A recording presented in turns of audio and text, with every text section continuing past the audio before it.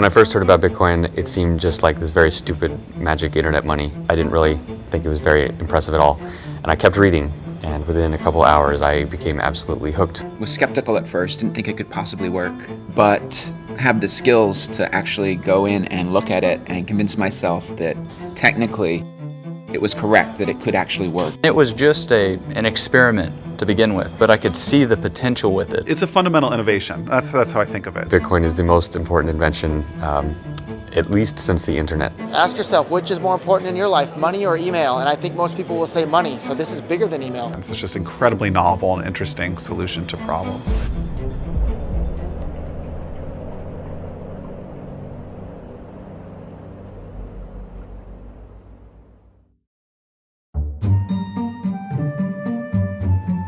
The short version of what is Bitcoin is cash for the internet. So it's a new kind of money, and it's also a payment network that runs over the internet. There's a piece of digital information that you can hold that has value. And as long as nobody else knows that information, that value belongs to you.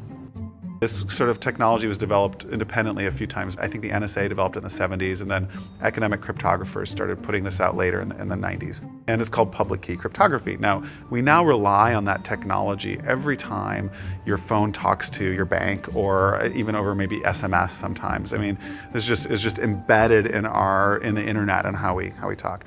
Bitcoin was invented by Satoshi Nakamoto. As far as I know, no one has actually met Satoshi.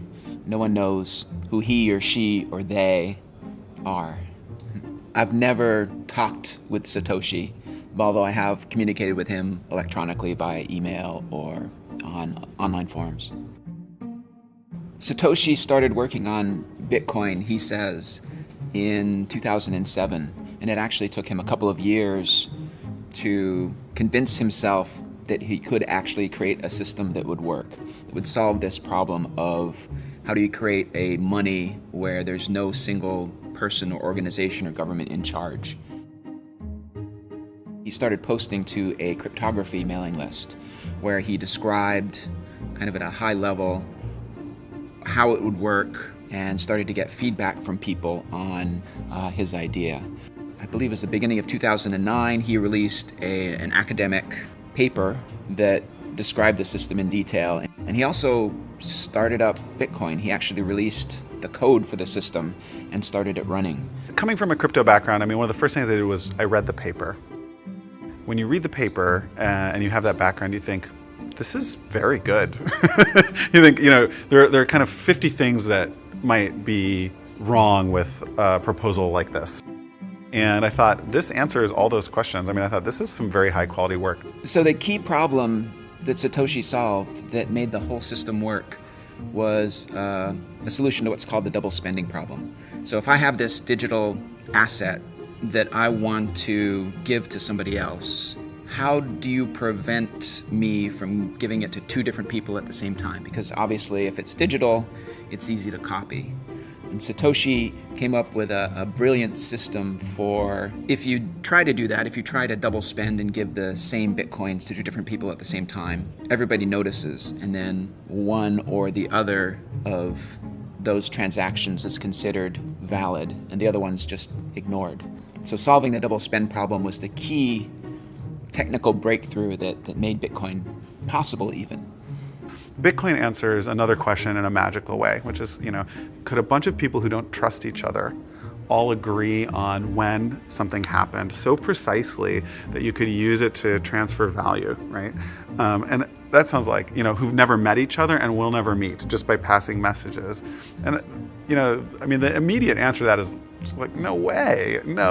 You need someone who's trusted in the middle to tell people what happened.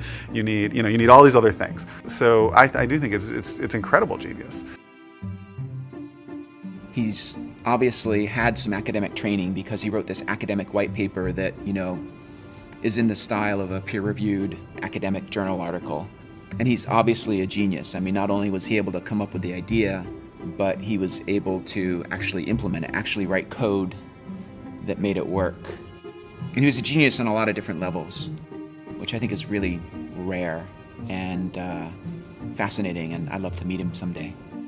Satoshi sort of, I think, exists now in the Bitcoin subconscious almost. Things are named after him. It'll be a little bit like finding out who Santa Claus really is if Satoshi's ever revealed. Like, I think it'll be a blow to the collective psyche of Bitcoin. One interesting thing, there's some emails that have come out recently that indicate one of, a 90s era cryptographer was working on some of this stuff that pretty clearly turned into Bitcoin. That's a small community, so you probably narrow it down to 30 to 50 people that could have been working on it. I don't know who's had the last interaction with Satoshi. It might have possibly been me. My very last email to Satoshi, I actually had told him that I had been invited to give a talk at the CIA.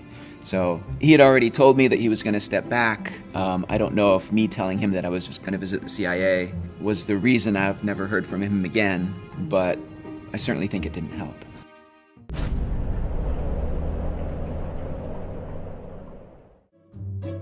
Satoshi brilliantly designed the incentives so you don't need to pay anybody to make sure that all transactions are valid because they get paid by the system itself. The reward for doing the work of processing transactions and making sure that there are no double spends is tied into the creation of new Bitcoins. So the people who are being awarded new Bitcoins are the same people who are making sure that double spends don't happen. So that's the way new Bitcoins come into existence, is you have these people who are validating the Bitcoin transactions, who are called Bitcoin miners, for the work of validating transactions and making sure that nobody cheats. They're awarded new Bitcoins. But then you need a way to limit the money supply because, validating the transactions is pretty quick. So there's actually a process called proof of work where the miners have to run this algorithm that takes a lot of CPU time. You can think of it like pulling lottery tickets. So all of the miners on the network are all, they all validate the transactions, and then they're all kind of participating in this lottery to see who will be awarded Bitcoins. And on average, every 10 minutes, somebody somewhere on the network is awarded new Bitcoins. There are fundamental promises made by the Bitcoin network about supply. And the supply function's too complex to say out in words, but what you could think of is like every 4 years, about half the remaining Bitcoins are given out, okay? So for the first 4 years, every 10 minutes, 50 were given out. Next 4 years, 25, and then next, and so on. So eventually that kind of trails off, and in the year 2140, no more will be issued. And that's how we know there will only ever be 21 million Bitcoins created, because if you do the math, that series works out to 21 million. 1/100 millionth of a Bitcoin is the smallest Bitcoin unit, which the Bitcoin community has dubbed the Satoshi in honor of the creator.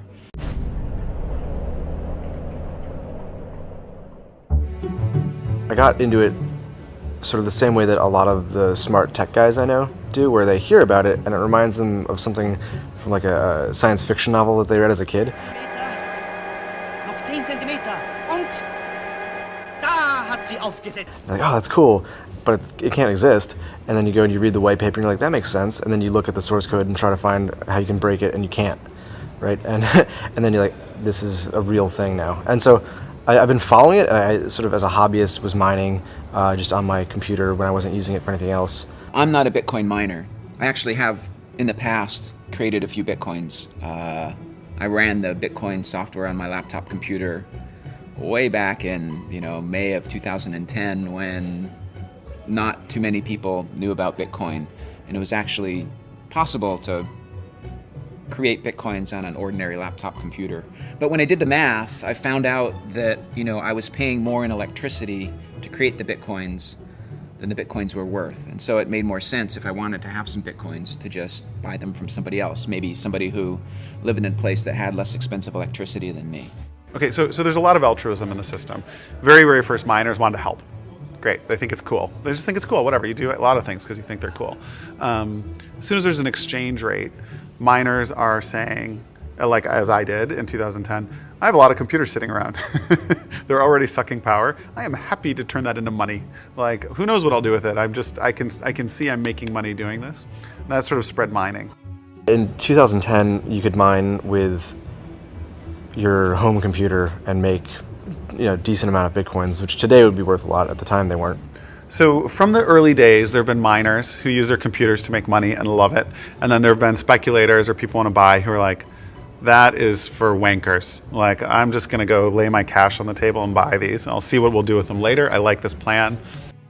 At the time, there were 7,200 Bitcoins issued a day. And that was probably $350 worth. When the first exchange launched, was 5 cents or so was the first rates. So, you've got $50,000 to play with as an investor. Like, you're going to go mine for 2 years. You're not going to go mine for 2 years. The money guys they always want to trade, and the nerds always want to mine. It's very rare in this space that people want to do both. They're often on one side or the other. Bitcoin puzzles a lot of economists who would not have predicted that you'd be able to start from something that has no intrinsic value. I mean, there's zero value in the bits of data on your disk, and yet has managed to bootstrap itself into arguably the world's most valuable currency. And how that happened, I think, is a really interesting study in economics. You might need to make some economists rethink their ideas about money. It took some early adopters with enough faith to actually spend real money to purchase some Bitcoins to start to give it a value.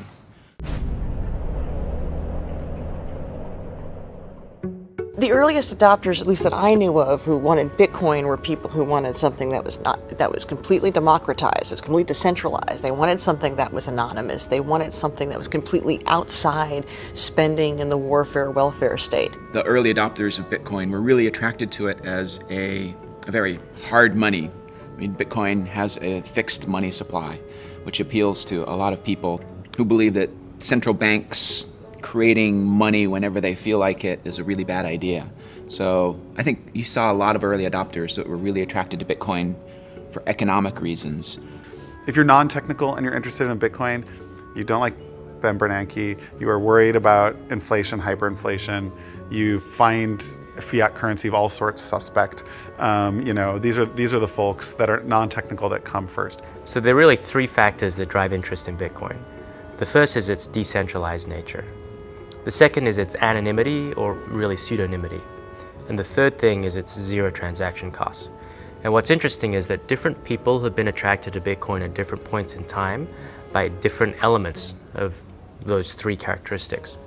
So the first early adopters of Bitcoin were attracted to its decentralized nature. And so there was a lot of people who had a political motivation behind it. They might have been libertarians. They didn't like the idea of a central governing body of their currency, and that was and that kind of passion that was driven by some of these ideological grounds is what's necessary to get something from nothing to that first step, just to get a few people involved and to have some value created. First of all, people don't think about where the dollar comes from, what spending that dollar means, and they don't think about taxation. So any of those things tend to be outside people's normal. Why would you think about that when you're buying the bag of potato chips? There's no reason to. But if you're philosophically aware of these things, how we create empire and how the U.S. is able to occupy so many, how can it afford financially to occupy so many countries, then you start thinking, how am I participating in this system? And that's by spending the Federal Reserve note. So for a lot of people, for them, it's about living their values. They want to use a peace dollar, and for them, the Bitcoin is working. Then you had a second set of people who were interested in the anonymity, and in large part because they might have been doing something online that they didn't want to be associated with. They might, some sort of illegal activity. They might have been selling guns. They might have been selling drugs. They might just have been online gambling. It's absolutely absurd for any government to tell someone what they can do with their own money if they're not harming anyone. The fact that the United States claims to be a free country that respects the rights of individuals, and yet a full-grown adult cannot wager his own money on his own game that he chooses is a terrible hypocrisy. Not to mention the fact that the state runs various lotteries, which have far worse odds than most casinos, and market themselves, in fact, to the very poorest and least able to understand the problems of gambling. So while the state does this institutionally, they also throw private people in prison for running games with better odds, and better customer service, and it's one of many problems that we have with the government in the U.S. and in other countries. Bitcoin has been widely used by a website called Silk Road, which allows pretty much everything to be bought and sold. Some of the products on there are made illegal by various governments, yet it trades on there. You know, I don't do drugs, I don't even drink caffeine or alcohol, so it's just nothing that personally I'm interested in. But what I am interested in is looking at the ability of the market to solve these problems, because these particular market actors, they were excluded from traditional banking systems, and Silk Road and Bitcoin have provided a solution to that. But we see other market actors which have also been excluded for different reasons. For example, WikiLeaks, they're engaged in political speech, and the banks and MasterCard, they've terminated service. We have the IRS targeting political opponents for political speech. And people wonder why they might want to have anonymity. It's very difficult to exercise your speech if you don't have the ability to transact. And so what we're seeing with Bitcoin is money has literally become speech. There are lots of people interested in Bitcoin for different reasons, and they have lots of different opinions on different things, and they argue with each other all the time. And yes, some people believe that things like Silk Road are terrible for Bitcoin. Other people think that that's the killer app, and that's why it has all of its value in the first place. You know, Bitcoin needs to be understood as a tool, and a useful tool is used by everyone who finds it useful. So just as bad people use the cell phone in the car, bad people are going to use Bitcoin, and people shouldn't fear that or worry about that.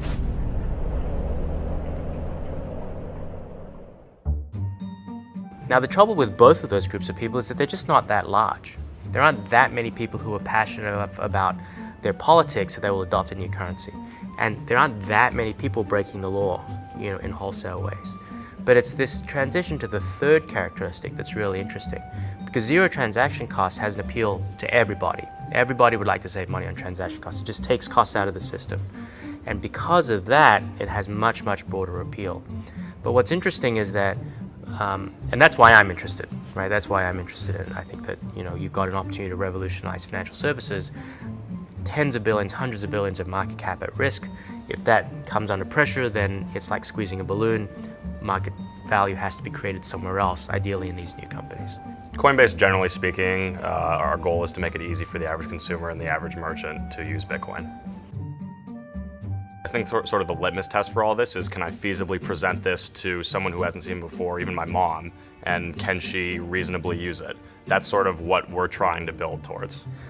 So whenever you get a new technology, there's always these predictable waves of companies. And the first wave is building the infrastructure that just makes the damn thing work, right? And right now, just to make Bitcoin work at all, you need exchanges to get money into Bitcoin, you need wallets to hold the Bitcoin, and you need payment processors to be able to spend the Bitcoin. So that's that infrastructure level. That's where we are today. You think about the average business that's accepting PayPal or credit card on the internet, they're paying roughly 2.7% to do that. And just even chopping that down to what a company like Coinbase offers at the moment, 1% costs is a significant cost saving. Let's say you're a 5% margin business. All of a sudden, if you're saving 2% on credit card processing costs, that's 40% to your bottom line, which is very non-negligible. Add in other things like a case like microtransactions, where maybe there's a prohibitive 20-cent base fee on a credit card. All of a sudden, you can now have a business model where it's pay 5 cents to read the rest of this article. So the biggest opportunity that I see right now is microtransactions. So if I want to pay somebody 5 cents online today, it's not possible. Because in a card not present transaction, if I'm trying to use my credit card, which I'm inevitably doing online, there's no other way, I can't pay cash, can't jam it into the computer, there's a minimum of a 30-cent charge plus 2% of the transaction. So if I'm trying to charge you 5 cents and it's going to cost me 30 cents to do it, I can't do it. So if you remember the earthquake in Haiti a little while ago, Red Cross had this great campaign. You could text to send $1. That was a one-off thing. You haven't seen that again. And the reason was because in that one instance, everybody waived their fees. But in general, you have the same problem. If you want to send somebody $1, donate $1 to a charity, 30-something cents of that is going to go just to the payment processing, which means only 70% of your donation actually goes to the charity that you intended to give it to. That's not a very good way to do things. With Bitcoin, because the transaction costs go to zero, because there are no minimums, you can have people giving $1, $2, 25 cents, and all of that money will go to the charity. So there are lots of these use cases that can become these vertical applications that sit on top of the infrastructure, and that's how new technologies emerge in financial services.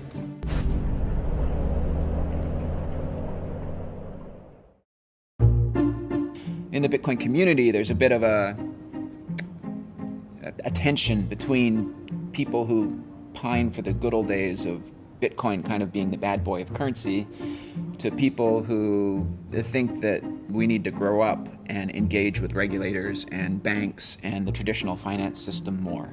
Bitcoin definitely needs to shy away and move away from a lot of the original use cases that I think the media likes to tout, i.e. drugs or whatever else it may be. And for it to really flourish, the average sort of business needs to realize the great payment efficiencies that Bitcoin can bring. And ultimately, when a day of reckoning comes in Washington, where somebody has done something bad with Bitcoin, I think it's going to be our job as a community to sort of pull on this pool of goodwill that's been built in all these businesses who are now saving, say, 2% on their bottom line, maybe in a much larger percentage as a percentage of their net profit, and say, hey, we need Bitcoin to survive. This is actually creating real economic good. So I think for Bitcoin to become really big and for venture capitalists to start to invest, we have to believe that companies are going to embrace the regulation and accept it and comply with it.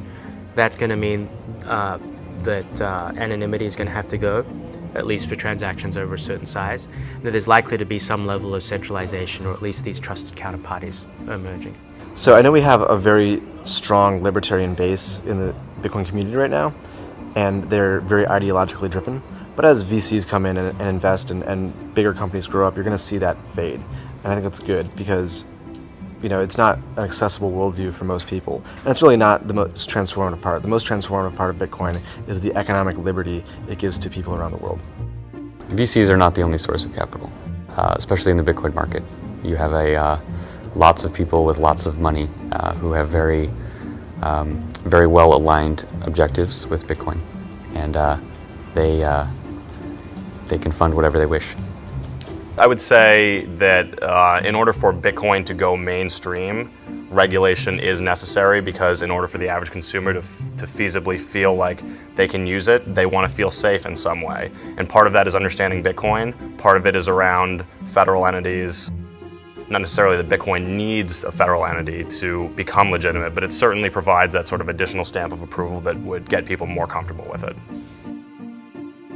In America, you got to live by American regulation, or whatever jurisdiction you happen to live in.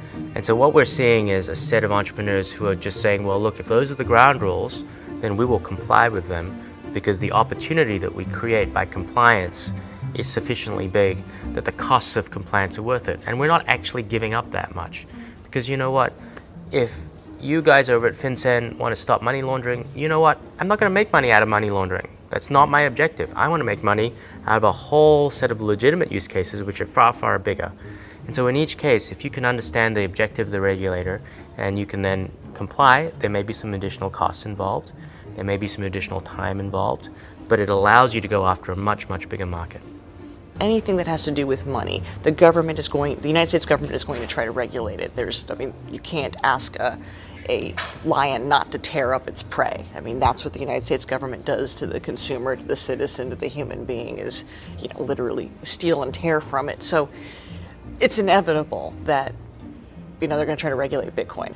I think it is false to believe that the winners in the Bitcoin economy are going to be based in America. And the reason is that America has one of the most oppressive financial regulatory schemes of much of the world. And so trying to run a financial company when other people can move their businesses to more hospitable jurisdictions, and because Bitcoin works all over the world, so a company can set up anywhere and service its customers in any other part of the world, a company would be hamstringing itself to set up in the US. Now, indeed, a lot of them do and are, because it's easier to raise venture capital in the beginning stages. But those companies are going to run into heavy problems when the government starts to realize that Bitcoin is actually an existential threat to its own money. And it's not going to put up with people in its own borders, perpetuating that. I tend to be on the side of the people who think that we need to engage, with banks and regulators and, traditional systems. Maybe I'm a little more conservative. I think there's a lot we can learn from, kind of the traditional money system. I think there's a lot they can learn from us also. But, there's hundreds of years of experience of, banks keeping people's money safe. And I think that's really important for Bitcoin. Consumers will be able to go to a business and say like, yep, okay, it's like accredited by a Bitcoin Foundation, like it matches certain like standards for our industry, and yes, their licenses are in order, and therefore I don't worry about Homeland Security seizing all the funds in these accounts. Like, I'm happy. So consumers will like that. Most consumers, not old-time crypto anarchists, they will hate that and they'll do their own thing, and that is totally fine. But the vast bulk of people who use these businesses will benefit from that. The community that has brought Bitcoin from nothing to where it is today has a different set of ideals than the people who are starting to come into Bitcoin now and saying, well, to take it to the mainstream, this is what's going to be needed. And so you're seeing some clash of ideas and some clash of ideals. People with money tend to want to protect their money, and the biggest danger to many people's money is that the government will seize it. Why would the government seize it? If it believes that you've done something against its wishes. So it's no surprise that venture capital companies and wealthy people tend to, at least on the surface, be very pro-regulation, because they do not want to engender harm by becoming a target of the government. I'm pro-regulation. I think it's an opportunity. So I have investors who invest only in pre-regulated financial companies, and they've built them themselves. And part of the playbook is get regulated in a good way, in a way that's good for everyone, that's good for the space. So should wallet providers be able to act functionally as banks without any oversight or regulation? No, they should not. Now, fundamental to Bitcoin is like, if you want to choose to do that, fine. No one will be able to stop you at a small scale. And if individuals want to choose to put their money with whomever they want, that's great. I don't mind that. But when you have, but we can't have like large scale poor business practices that could impact the whole community. I'm not into that. And I think regulation is part of that story. People they're saying this is a real future. So that instinct that they have to want to do something that ridiculous as regulate the currency suggests that people know that this is here to stay and that there's big money. But as in people, and there's been a lot of debate about this among anarchists, and I see this debating this back and forth yesterday on Twitter, is that one of the points of Bitcoin is that it's not regulated, it's not centralized, and it can be completely anonymous. People don't have to know what you're doing in your most intimate areas of your life if you can use Bitcoin. And the regulation that a lot of these people are welcoming, of course, it's going to dampen a lot of the enthusiasm about Bitcoin and could potentially hurt it. Coming from this with personal sentiments as a crypto anarchist, Bitcoin's just amazingly awesome because it massively changes the rules of the game. Anyone can send any amount of money to anyone, anywhere, at any time. Can't be seized or confiscated or frozen in any way. But I also realize that no great amount of wealth is going to be created except with the permission of the government. And along that role, as an investor, venture capitalist type, I have a fiduciary duty. And so, as a result, I want to know the rules that my investments and the founders of those companies need to play by. Because now I know that my founder can act in a certain way and he's not going to end up in jail, and the investment's not going to get seized in the company, and that's not going to hurt my investment. So it is kind of paradoxical in a way, but I think overall it's going to help legitimize Bitcoin and bring it into much more mainstream transactions. Companies that are involved in Bitcoin can be regulated, but the underlying core system, the technology, is beyond the reach of any regulatory scheme, just by nature of it being based on cryptography and mathematics and peer-to-peer networks. So it's really, there's nothing much that a government can do except to try not to cause more damage. We'll see how this plays out. It's going to be very interesting. It doesn't matter whether the government wants to regulate it or not. Ultimately, there'll be another form of Bitcoin or something else the next day. It makes no difference. This is something they can't control, and it's the future. Why fight it?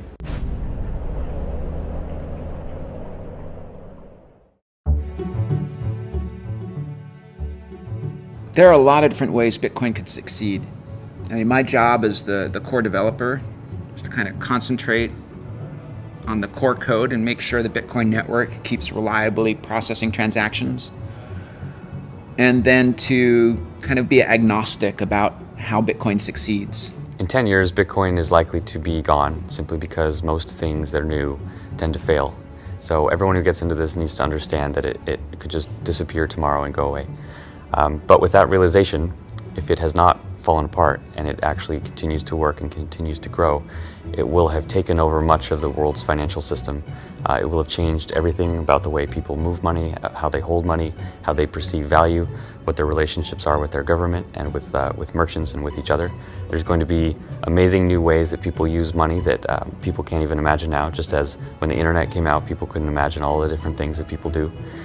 So it would be foolish to try to predict exactly what will happen, other than to say it will be very, very intense shift. And when people realize what happened over the course of so small a time, they'll look back and realize, wow, like that should have all been very obvious. I think it is the protocol for money on the internet. So in 20 years, when computers trade value with each other for whatever reason, they'll use Bitcoin or its successor to do that. It'll be just like right now, very rarely does any of our technology trade value. But in 20 or 30 years, it'll happen all the time. You'll log on and you'll be able to pay a little more for faster internet. There's just 100 ways that computers will be transmitting value to each other all the time. So and they'll use Bitcoin for that. If it does take off, I suspect that it will become invisible to consumers. And in the same way that people don't think about payment systems in general, Bitcoin will be invisible and transparent to them, and so they'll just know that they can pay to pay a penny to read an article on their tablet, and they won't even be thinking about it as Bitcoin, because Bitcoin will all be invisible to them in the background. It's going to be an infrastructure system. I think we're going to go through a phase where there's more centralization because there's kind of a natural monopoly that will happen with exchanges. But then I believe that eventually we're going to grow out of that and the Bitcoin economy will sustain itself. And there's really very little friction because it's really designed to be this decentralized peer-to-peer currency. And, I have no special ability to predict the future, so I might be wrong. While Bitcoin has the potential to be a subversive currency, and I do applaud that, it also can be strictly bourgeois. Ma and Pa next door can use Bitcoin. They use dollars now. It's not like all throughout human history we've been using paper currency. All sorts of things have been used as currency throughout time. It's not as if the dollar was handed down. Moses came down and said, "Here, we must use this dollar." We just have to open up the doors of the way people think about money. I do think that this new era of math-based currencies will find whatever the problem was with Bitcoin and will patch it, perhaps in a Litecoin or Bitcoin 2.0. We'll find a way to continue to serve the market needs and what the market demands. I think Bitcoin will grow to something where maybe 5% of people's wealth will be held in Bitcoin, and hopefully it represents the working capital that a lot of businesses use to enter and not have to leave this frictionless payment world. That doesn't mean 100% of your assets have to be in it, but whatever sort of lubricates the transactions that you're doing on a daily basis as a business. Bitcoin might succeed someplace else in the world. Maybe a country like Zimbabwe that recently saw hyperinflation. Maybe they'll decide, instead of using the US dollar as our currency, which they're doing now, maybe a cryptocurrency like Bitcoin would make sense as their national currency. That's a possibility. I don't know what's going to happen. My job is to concentrate on making it possible so any of those great things can happen. And I think it's going to be really interesting in the next 5 years to see what does happen. Hopefully they'll appreciate the risks that we're taking to make it happen in the early days, because most people just laugh at it right now.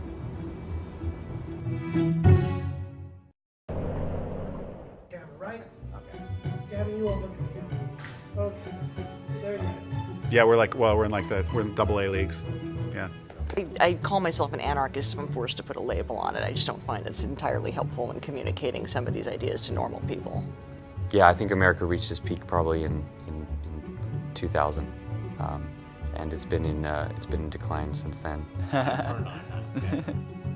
the guy used his credit card to order pizza to be delivered to the first guy. So that's the first publicly known transaction where some actual good other than money was involved. We believe, my company and I, that Bitcoins offers a final solution for the medical marijuana conundrum. We're having a Bitcoin party. Champagne's flowing, people are celebrating. We're all thinking, we're gonna be Bitcoin millionaires soon.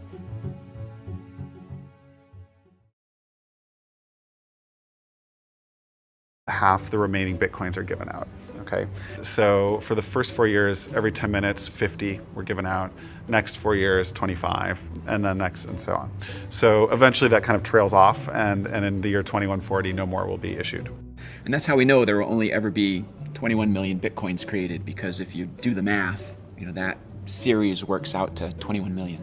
1/100 millionth of a Bitcoin is the smallest Bitcoin unit, which the Bitcoin community has dubbed the Satoshi in honor of the creator.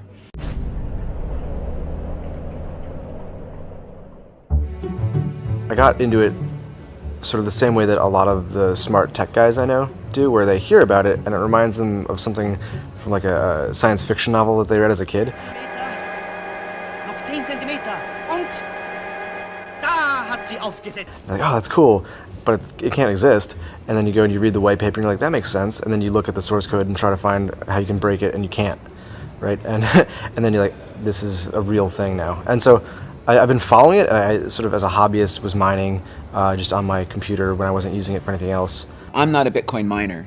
I actually have, in the past, created a few Bitcoins. I ran the Bitcoin software on my laptop computer way back in, May of 2010, when not too many people knew about Bitcoin, and it was actually possible to create Bitcoins on an ordinary laptop computer. But when I did the math, I found out that, I was paying more in electricity to create the Bitcoins than the Bitcoins were worth. And so it made more sense, if I wanted to have some Bitcoins, to just buy them from somebody else, maybe somebody who lived in a place that had less expensive electricity than me. Okay, so there's a lot of altruism in the system. Very, very first miners wanted to help. Great. One or the other of those transactions is considered valid, and the other one's just ignored. So solving the double spend problem was the key technical breakthrough that made Bitcoin possible even. Bitcoin answers another question in a magical way, which is, could a bunch of people who don't trust each other all agree on when something happened so precisely that you could use it to transfer value, right? And that sounds like, who've never met each other and will never meet just by passing messages. And, the immediate answer to that is like, no way, no way. You need someone who's trusted in the middle to tell people what happened. You need all these other things. So I do think it's incredible genius. He's obviously had some academic training, because he wrote this academic white paper that, is in the style of a peer-reviewed academic journal article. And he's obviously a genius. Not only was he able to come up with the idea, but he was able to actually implement it, actually write code that made it work. And he was a genius on a lot of different levels, which I think is really rare and fascinating, and I'd love to meet him someday. Satoshi sort of, I think, exists now in the Bitcoin subconscious almost. Things are named after him. It'll be a little bit like finding out who Santa Claus really is if Satoshi's ever revealed. I think it'll be a blow to the collective psyche of Bitcoin. One interesting thing, there are some emails that have come out recently that indicate one of, a 90s era cryptographer was working on some of this stuff that pretty clearly turned into Bitcoin. That's a small community, so you probably narrow it down to 30 to 50 people that could have been working on it. I don't know who's had the last interaction with Satoshi. It might have possibly been me. My very last are. I've never talked with Satoshi, although I have communicated with him electronically via email or on online forums. Satoshi started working on Bitcoin, he says, in 2007. And it actually took him a couple of years to convince himself that he could actually create a system that would work, that would solve this problem of how do you create a money where there's no single person or organization or government in charge. He started posting to a cryptography mailing list where he described kind of at a high level how it would work and started to get feedback from people on his idea. I believe it was the beginning of 2009, he released an academic paper that described the system in detail. And he also started up Bitcoin. He actually released the code for the system and started it running. Coming from a crypto background, I mean, one of the first things I did was I read the paper. When you read the paper and you have that background, you think, this is very good. You think, there are kind of 50 things that might be wrong with a proposal like this. And I thought, this answers all those questions. I mean, I thought this is some very high quality work. So the key problem that Satoshi solved that made the whole system work was the solution to what's called the double spending problem. So if I have this digital asset that I want to give to somebody else, how do you prevent me from giving it to two different people at the same time? Because obviously if it's digital, it's easy to copy. And Satoshi came up with a brilliant system for if you try to do that, if you try to double spend and give the same Bitcoins to two different people at the same time, everybody notices, and then